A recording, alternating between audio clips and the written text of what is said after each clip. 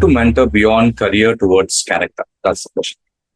Yeah, Natif created so many interesting sort of thought-provoking ideas, and I really like the WAPE model, and I'll I'll utilize it. But let me give you a few reflections from my G days, because I learned a lot of these leadership lessons over there, and I somehow find that why am I going back to G? Was it an early career, or the new companies have stopped creating these frameworks? The two frameworks that I still remember, one was the four E's of leadership that Jack Welch. It's a book also. In fact, in many companies, I've gifted that books to people, and it's still sort of very simple to use: energy, energize, edge, and execute. So you got to be energetic. Yourself. You should transfer that energy to others. There are enough people who have energy, but they de-energize others.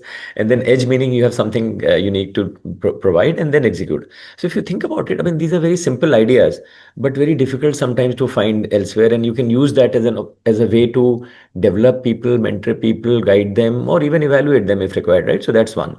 Second one is, as you grow, how do you judge whether you are growing? So another leadership model there used to be three-stage model: leading yourself, leading through others, and leaving a legacy.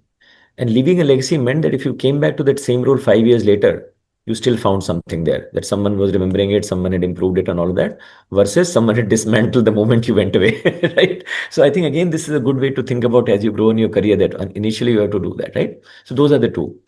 The third one, which I have mentioned many a time, that I have always seen Amazon as a Bhagavad Gita of corporate, as I say it, is that the ideas related to modern management or how we should perform.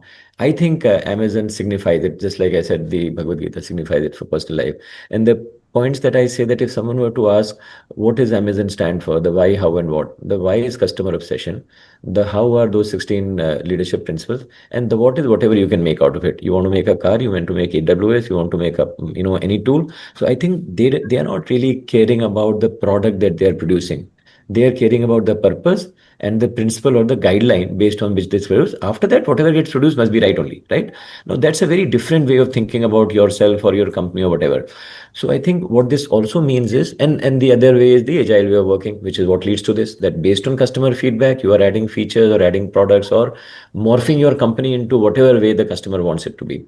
And that is what, to me, कर्म करो अपने धर्म के हिसाब से और फल की इच्छा ना करो.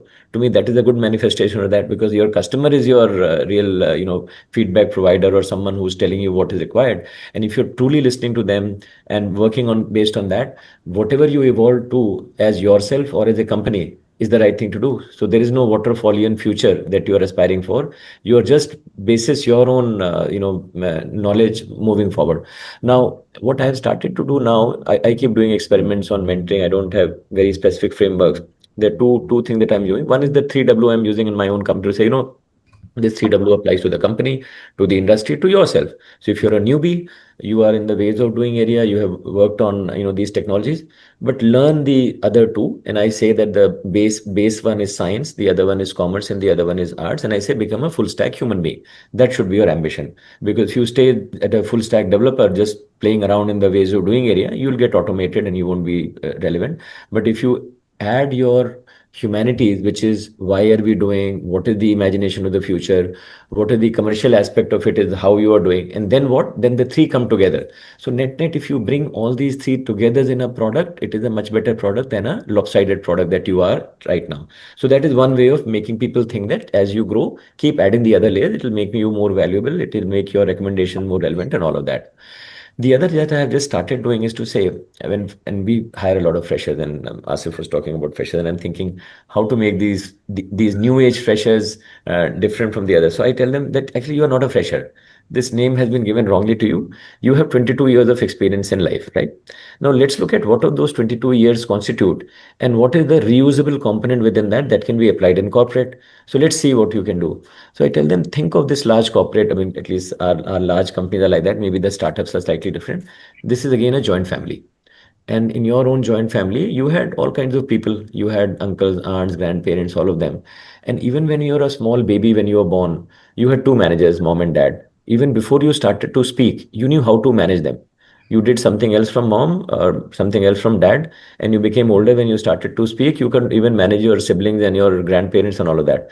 So when you come to the corporate and you see too many stakeholders or sometimes multiple managers or dotted line managers, don't get scared. You have managed many more when you were small. So think about this place as that these are the same human beings that have existed in your life and your family forever, and you have managed them. Just because they are now carrying a title and wearing a suit or a sari, they are no different.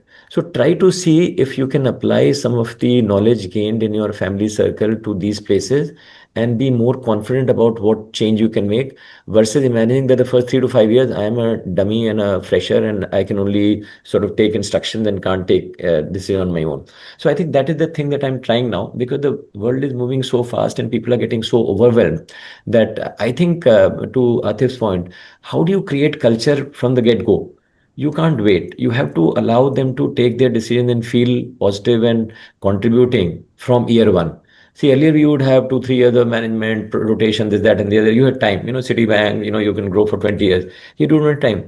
So that's what I'm trying to do, to see that how individuals at an early age can think of themselves as more confident human beings than what the corporate make them believe by calling them fresher, and two, giving them a framework like a 3W to say, try to add some of these skill sets. And like I said, I these 10 muscles. So it's like going to the gym.